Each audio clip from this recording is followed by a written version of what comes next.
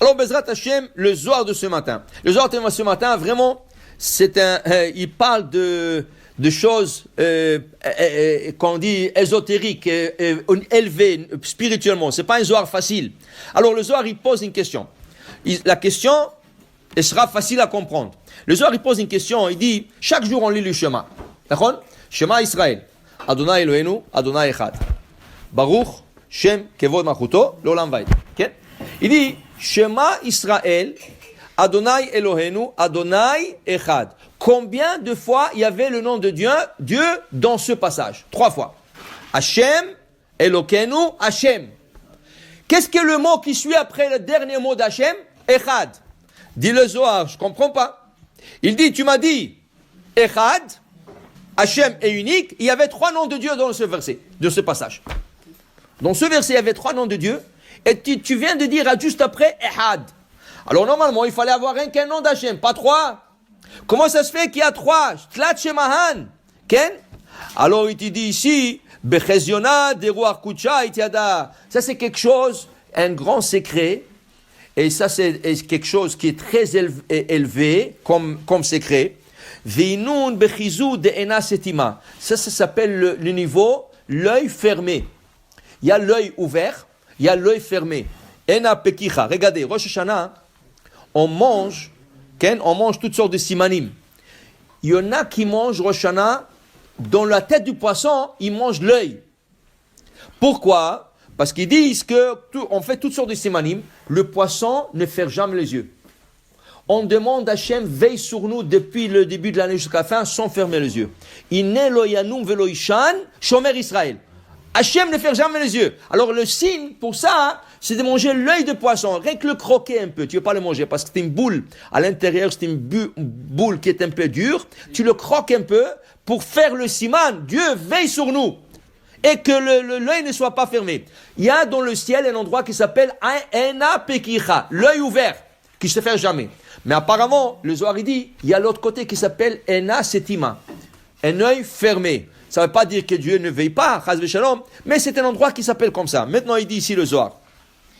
Il dit ici le secret, pourquoi il y a 3 noms d'Hachem. Et on dit Echad.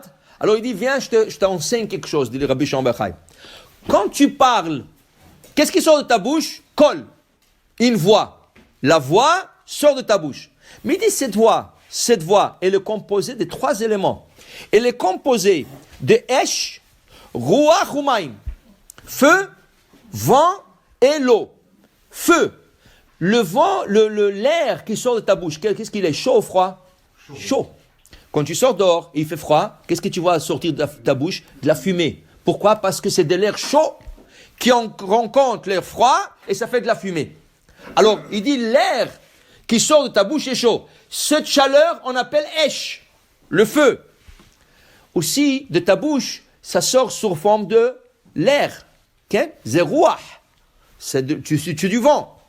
Et en plus de ça, avec l'air qui sort de ta bouche, il y a un peu de la salive. Qu'est-ce que c'est? Maïm. C'est de l'eau. Comment tu appelles les 3 éléments? Kol. Tu dis pas, je sors de ma bouche du feu, de l'eau et du vent. Tu sais, je sors de ma bouche le kol. Tu appelles ça kol.